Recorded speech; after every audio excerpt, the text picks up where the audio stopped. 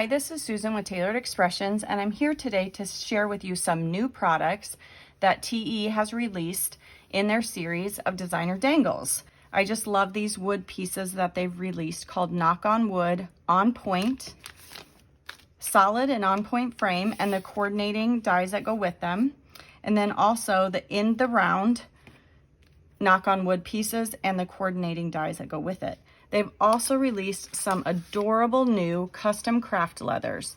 This is called Trendy Twigs, and you get it in a 3-pack. This is also Farmhouse Flowers and then Blue Blossoms, and each of these is sold separately in a 3-pack. I just think they're adorable. I'm going to show you how to make them into earrings today.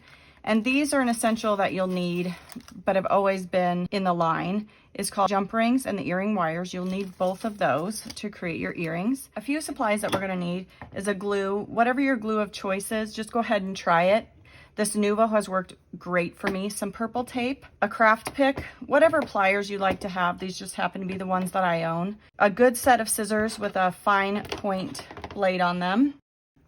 Tweezers if you like working with them, a clear block, and I'll explain why I want that later.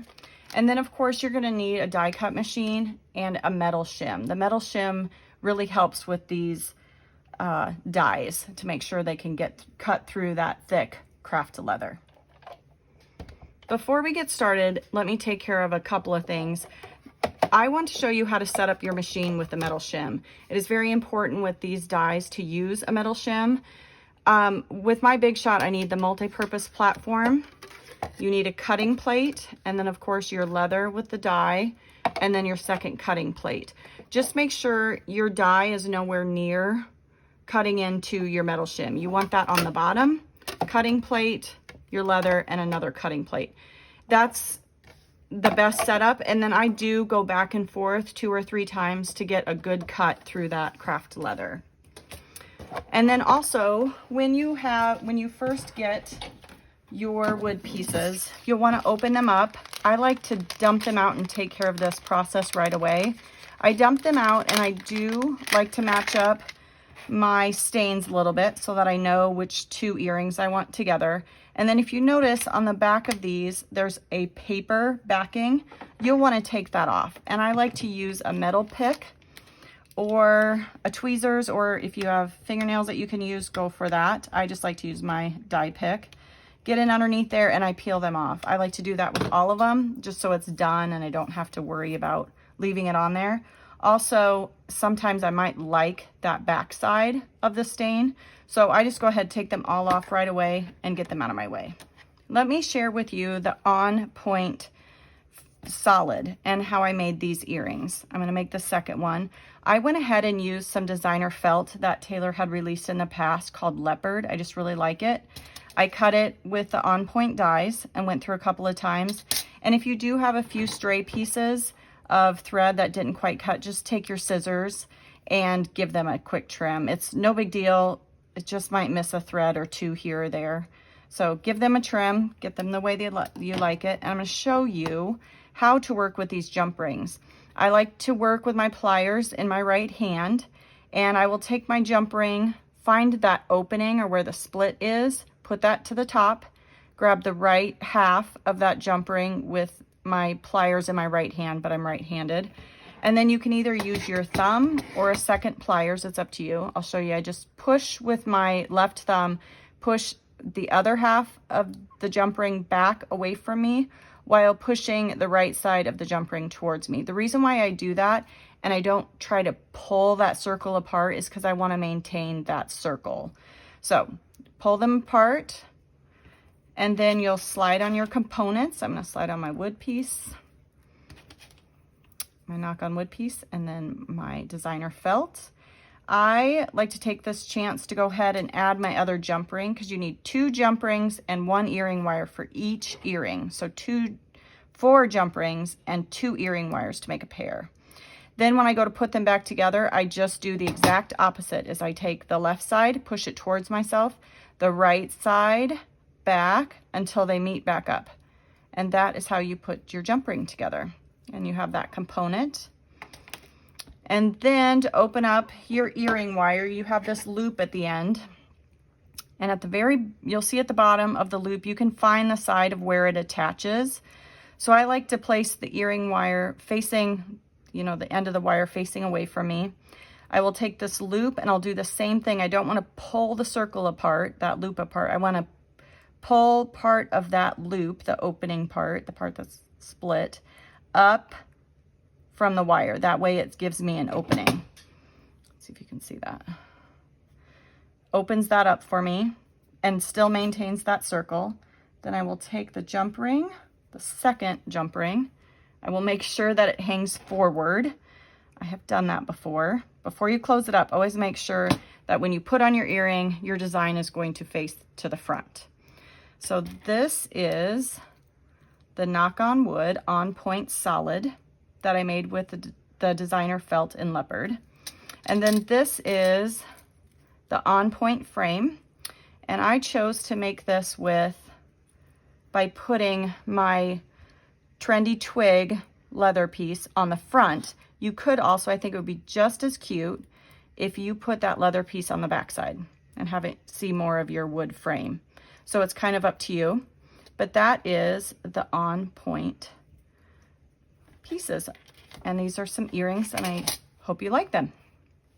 Next, I want to show you the in the round pieces. The Knock on Wood in the round pieces look like this, and I have removed the paper from the back. And this is the in the round dies. I have taken just a piece of scratch paper and I die cut out of just a scratch piece paper so that I could make myself a template. This isn't necessary, but this is kind of something that I like to do to keep everything perfect without having to eyeball it. But you totally can just eyeball it.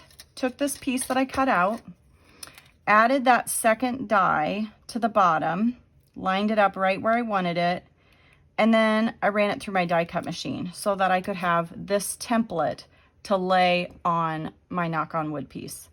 So, and then that way I can just keep this. You can use this many, many times so that I can take this, lay it on top my Knock on Wood piece. I put a little purple tape on it just to hold it in place. And then I take a little bit of the Nuvo glue and just put the glue through that opening. I'm just gonna put a little bit down. You don't need a ton. And also I don't go all the way to the edges because once you kind of press on that leather, it kind of squishes it out to the edges. So earlier I told you that I die cut this. I ran it through the machine back and forth several times. My machine is older and I probably put it through, I don't know, 3 or 4 times I ran it through. I am going to trim off some of these just little itty bitty threads that didn't quite get cut all the way through. I just take a scissors, kind of trim around. No big deal, just takes a second, and I like it because it makes it absolutely perfect. I will take that and lay that in this opening, and that should ensure that my piece is on there perfectly straight. And this template can be used over and over again. I will go ahead and cut that off, peel that off and set that. I like to store it with my dies, and I can check it, make sure I really like how it's in there, and I think it's great. So I think my template helps me with that. Then the same thing, I'll go over the jump ring one more time. I found the opening to the jump ring is up here at the top, and I'll hold the one half with my pliers in my right hand, and then I'm gonna use pliers this time to hold the left side. I will push that left side back, the right side forward, so it's open like that. Slide that through my wood piece, sorry. Add my jump ring. This is just so I don't have to open up a second jump ring.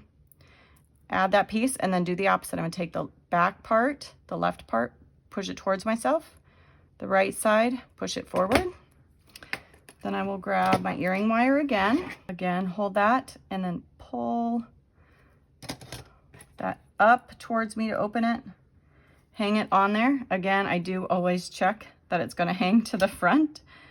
Close that back up by pushing it back down towards my fingers. And that is my Knock on Wood earrings in the round. I just think they're so cute. Again, this is made with the Blue Blossoms craft leather. I really think this is adorable. And again, I went back to the old designer felt, the leopard. I think they're cute, and I hope you have fun trying to make some of these. So the last set of earrings I want to show you is the On Point frames. I adore this one. It's probably my favorite. And I did go back and use some older craft leather that Taylor released towards the beginning. It was a black and white set of the craft leather, and I took the stripe out of that and I created these. And I want to show you how I did it. I need to make the match to this one, but that's with the black and white craft leather. Again, this one is the Farmhouse Flowers. This is the designer felt in leopard.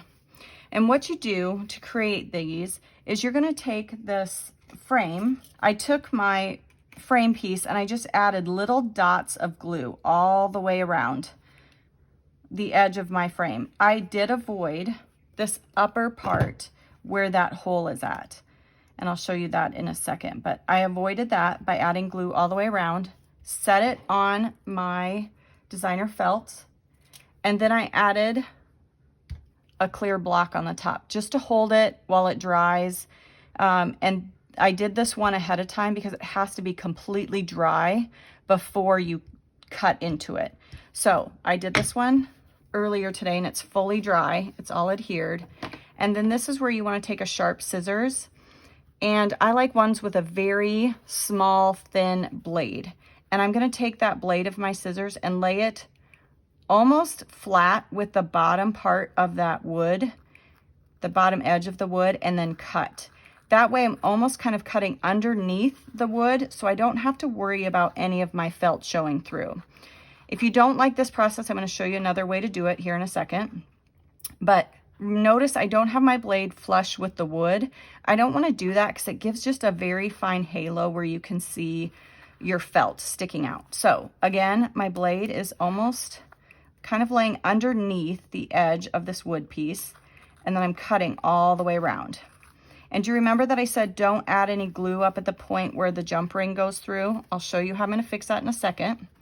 And then again, I'm going to cut around that just loosely because I'm going to cut that off. And again, I'm going to lay my blade kind of on the edge, almost going under this wood piece, cut all the way down this edge, and then one more time. And that gives me a perfect edge. And I think it's so easy. Now, how to fix this top piece, like I said, I avoided gluing up here where the jump ring goes through. One, because I don't have a way to make a hole there, but also because it gives a little extra space for my jump ring to hang. It just kind of frees up some of that area back there. So I just take my scissors and kind of tuck it in underneath there and cut that off. If I didn't get enough, put my blade back underneath there and cut again. But you just want enough gone so that you can put your jump ring through. And that, I would assemble it just the same as I always have with two jump rings and an earring wire. Also, if you don't like that way of doing it, even though I think it turns out pretty perfectly, and it seems easy except for you have to let it dry, is I took a pencil and a scratch piece of paper and I drew around my wood piece. And then I cut it with the scissors all the way around. I did go ahead, trim off that top piece just so that I don't need it. So I went ahead and cut it off now. That way I end up with this piece, and I could do the same where I put little dots of glue all the way around my wood piece and just set it on top and then put a clear block on top of it to dry. One last thing before I let you go. All of these I've been making with 2 jump rings. And I like it. I like that they dangle.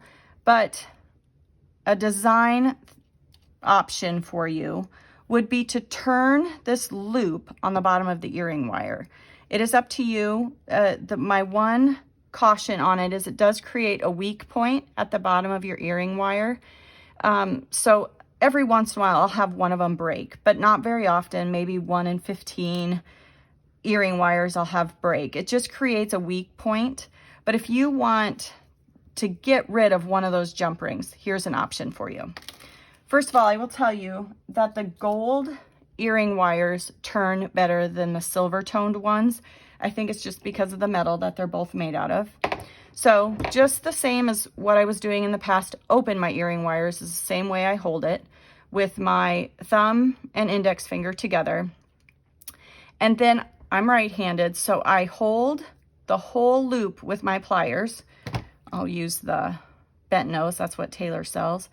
And then I turn my earring wire. I'm going to turn them opposite until they're at a 90-degree angle from each other, because right now they're straight with each other. I'm going to turn it so that that loop is 90-degree angle from this earring wire.